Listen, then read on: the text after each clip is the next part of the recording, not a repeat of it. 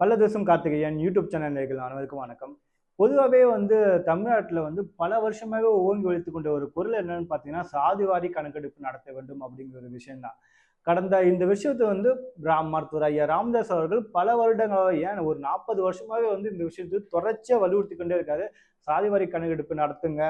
பொருளாதாரத்துல பின்தங்கிய மாணவர்களுக்கு, சமூகங்களுக்கு நீங்க உரிய பிரதிநிதித்துவம் கொடுத்து அவர்களுக்கு உண்டான அனைத்து உரிமைகளும் கொடுங்க அப்படிங்கிற ஒரு விஷயத்தை தொடர்ச்சியாவே பேசிட்டு இருக்காங்க. இதுல தமிழக சட்டப்பேரவை விஷயத்துல பாமக எம்எல்ஏக்கள் இது மாதிரி சாதிவாரி கணக்கெடுப்பு பத்தி பேசும்போது முதல்வர் ஸ்டாலின் அவர்கள் ஒரு விஷயம் ஒன்று சொல்றாரு. அதாவது சாதிவாரி கணக்கெடுப்பை பொறுத்த வரைக்கும் பாத்தீங்கன்னா மத்திய அரசு தான் எடுக்க வேண்டும், இது மாநில அரசுக்கு உரிமை இல்லை அப்படிங்கிற ஒரு விஷயத்தை சொல்லியிருந்தாரு. ஆனா உண்மையிலேயே பாத்தீங்கன்னா மத்திய அரசுக்கு தலைகளை, அதாவது இந்தந்த சமூகத்துல இத்தனை பேர் இருக்காங்க அப்படிங்கிற விஷயத்த மட்டும் தான் அவங்களால எண்ண முடியுமே தவிர, இந்த மாதிரி விஷயத்த சொல்ல முடியுமே தவிர, மாநில அரசுக்கு மட்டும்தான் ஒரு குடும்பத்துல எத்தனை பேர் படிச்சிருக்காங்க, எத்தனை பேர் படிக்கல, எத்தனை பேர் உயர்நிலை கல்வி படிச்சிருக்காங்க, எத்தனை பேர் பட்டப்படிப்பு படிச்சிருக்காங்க, எத்தனை பேர் தனியார் கல்லூரிக்கு போயிருக்காங்க, எத்தனை பாஸ் ஆகிட்டு எத்தனை பேர் கவர்மெண்ட் காலேஜில் போயிருக்காங்க, எத்தனை பேர் கவர்மெண்ட் அரசு வேலைக்கு போயிருக்காங்க, எத்தனை பேர் தனியார் வேலை வாய்ப்புக்கு போயிருக்காங்க அப்படிங்கிற அனைத்து தரவுகளையும்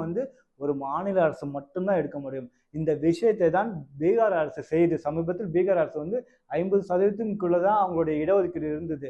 அவர்கள் தனியாக சாதிவாரி கணக்கெடுப்பு நடத்தி, அது மட்டும் இல்லாம பொருளாதாரத்துல ஒவ்வொரு குடும்பமும் எந்த நிலைமையில இருக்காங்கன்னு சொல்லிட்டு அது ஒரு தரவுகள் எடுத்து இப்போ 70%க்கு மேல அவர்கள் இடஒதுக்கீடு வச்சிருக்காங்க. எப்படி 70%க்கு மேல. அது மட்டும் இல்லாம பொருளாதாரத்தில் பின்தங்கி உள்ள ஒவ்வொரு குடும்பத்திற்கும் 2 லட்சம் ரூபாய் தனியாவே கொடுத்திருக்கு பீகார் அரசு. அப்ப நீங்க சொல்லுங்க, இந்த மண்ணாங்கட்டி இது திராவிட மாடலா, அப்படியே பீகார் மாநில அரசோட நல்ல மாடலா? நீங்க இது மக்களோட கணிப்புக்கு நாங்க விட்டுடுறோம். அது மட்டும் இல்லாம 10.5% இப்ப சட்டசபையில் ஒரு விவாதம் நடக்குது. அப்போ மு.க. ஸ்டாலின் சொல்றாரு, வன்னியர் சம்பந்தப்பட்ட எவ்விதமான தரவுகளும் எங்ககிட்ட இல்லை அப்படின்னு சொல்றாரு. அதுக்கப்புறம் அடுத்த முறை சிவசங்கர் அவர்கள், அதாவது போக்குவரத்துறை அமைச்சர் சிவசங்கர் அவர்கள் எழுந்து வன்னியர்களுக்கு 10%க்கு மேலேயே பயன்படுறாங்க அப்படிங்கிற ஒரு விஷயம் சொல்றாரு. அப்பனா போக்குவரத்துறை அமைச்சர்கிட்ட வன்னியர் சம்பந்தப்பட்ட தரவுகள் இருக்கா? மு.க. ஸ்டாலின் அவர்கள்கிட்ட எவ்விதமான தரவுகளும் இல்லையா? யார் சொல்றது உண்மை? சிவசங்கர் சொல்றது உண்மையா, இல்ல முதலமைச்சர் ஸ்டாலின் சொல்றது உண்மையா? அப்படின்னா இதுக்கு நீங்க ஏன் வன்னியர் மக்களை குழப்பறீங்கன்னு தெரியலையே. அது மட்டும் இல்லாம பேக்வர்ட் கிளாஸ்க்குன்னு ஒரு துறை இருக்கு. அந்த துறைக்கு அமைச்சர் யாருன்னு பாத்தீங்கன்னா ராஜகண்ணப்பன் தானே அமைச்சர். அவரு இதை பத்தி தானே பதில் சொல்லணும். எதுக்கு சிவசங்கர் அவர்கள் பதில் சொல்றாரு வன்னியர் சம்பந்தப்பட்ட இடஒதுக்கீடுக்கு? அப்படின்னா நீங்க பக்கா ஜாதி அரசியல் திமுக செய்தானே நமக்கு தெரியலையே. சிவசங்கர் எதுக்காக இதுல இருக்கிற ஓட்ட உடைச்சல் பேருந்துகளை சரி செய்வதற்கு வக்கீலாத அவர் திமுக, அதாவது வன்னியர் சம்பந்தப்பட்ட 10.5% எதுக்காக அவர் சொல்றாரு? வன்னியர் அமைச்சருங்கிறதாலையா? அவருக்கும் பேக்வர்ட் என்ன சம்பந்தம்? ராஜகண்ணப்பன் தானே அவருக்கு பதில் சொல்லணும். திமுக அப்பனா வன்னியர் சமூகத்துக்குள்ளேயே ஒரு குழப்பத்தை உண்டாக்க வேண்டும் அப்படிங்கிற ரீதியில் தானே செயல்படுது. யாரை ஏமாத்துறீங்கன்னு தெரியல.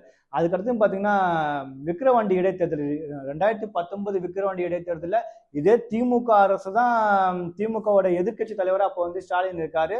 அப்போ என்ன சொல்றாருன்னா, வன்னியர்களுக்கு உரிய இடஒதுக்கீடு நாங்க ஆட்சிக்கு வந்தால் கொடுப்போம் அப்படிங்கிற ஒரு விஷயத்த சொல்லியிருந்தாரு. ஆட்சிக்கு 3 வருஷம் மேல ஆயிடுச்சு, ஏன் இன்னும் தரல? அதுக்கப்புறம் உதயநிதி ஸ்டாலின் இருக்காரு. அவர் தருமபுரி போயிட்டு ஒரு விஷயம் சொன்னாரு, வன்னியர்களுக்கான இடஒதுக்கீடு நாங்க சட்ட போராட்டம் நடத்தி தருவோமா. அதுக்கு சட்ட போராட்டத்துக்கு எந்த விதமான சம்பந்தமும் இல்லையே.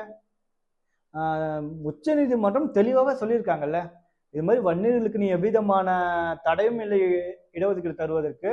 நீங்க உரிய தரவுகளை கலெக்ட் பண்ணிட்டு அதுக்கு மூலியமா நீங்க வன்னியர்களுக்கு 10.5% தாராளமா கொடுக்கலாம் தானே சொல்லியிருக்கு. எதற்காக இந்த அப்பட்டமான ஒரு நாடகம் நடத்துறீங்கன்னு தெரியல. வன்னியர் சமூகத்தை இன்னும் பாத்தீங்கன்னா பிற்படுத்தப்பட்ட சமூகமா தான் இருக்கு. அவர்களுக்கு உண்டான எந்த எவ்விதமான உரிமையும் இதற்கும் கிடைக்கல. அப்படி இருக்கும் சூழ்நிலையில அவங்களுக்கு உண்டான 10.5% மட்டும் ஏன் தர மறுக்கிறீங்க?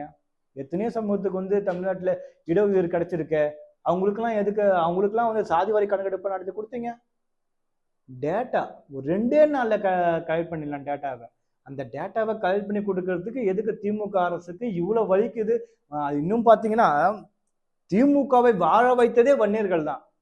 திமுகவுக்கு உதயசீரன் கொடுத்த அந்த உதயசீரன் சின்னத்தை கொடுத்ததே வன்னியர்கள் தானே. இப்படியாப்பட்ட திமுக வந்து தொடர்ச்சியாக பாத்தீங்கன்னா வன்னியர் மக்களை வந்து ஏமாத்துறதுல தானே குறியா இருக்காங்க. இன்னும் என்ன சொல்ல போனீங்க பாத்தீங்கன்னா வன்னியர் சமூகத்துக்கு சம்பந்தப்பட்ட எவ்விதமான பிரதிநிதித்துவம் திமுகவில் இல்லைன்னு தான் சொல்லணும். கேட்டா நாங்க வந்து அமைச்சர் பதவி கொடுத்தோம், திமுகவோட பொதுச்செயலர் ஒரு வன்னியர் தான் அப்படிங்கிற மாதிரி கதையெல்லாம் விடுவாங்க. உங்களுக்கு அடிமையா இருக்கிறதுக்கு ஒருத்தனை வச்சிருக்கீங்க. அதனால என்ன பிரயோஜனம் வன்னியர் சமூகத்துக்கு? வன்னியர் சமூகத்துக்கு உண்டான அந்த பிரதிநிதித்துவம் எப்ப தர போறீங்க? அவர்கள் வந்து கல்வியில வேலை வாய்ப்புல எப்போதான் முன்னேறது? அது மட்டும் இல்ல சொல்றாங்க அதாவது வன்னியர்களுக்கு வந்து 20% இடஒதுக்கீடு கொடுத்தது திமுகவா? ஏன் அப்பட்டமா போய் சொல்றீங்க? 108 சமூகத்துக்கு சேர்த்து தானே கொடுத்தீங்க. அதுக்கு இப்ப கணக்கெடுக்க பார்த்தா 115 சமூகம்னு சொல்றாங்க.